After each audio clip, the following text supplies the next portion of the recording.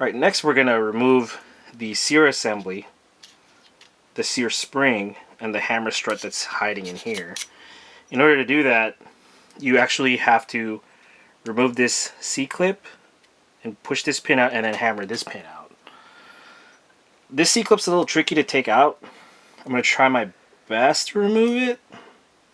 Usually what I like to do is I like to push it against the wall of the frame and try to manipulate it.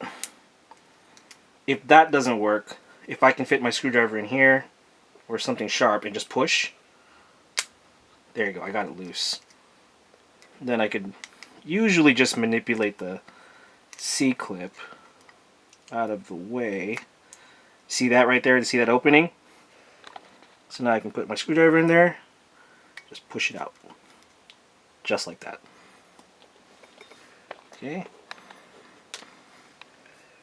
Now I can push this pin out.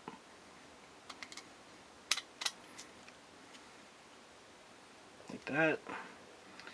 Put an object or your pinky or whatever and hold the Sear spring, or hold the Sear in case it wants to fly out.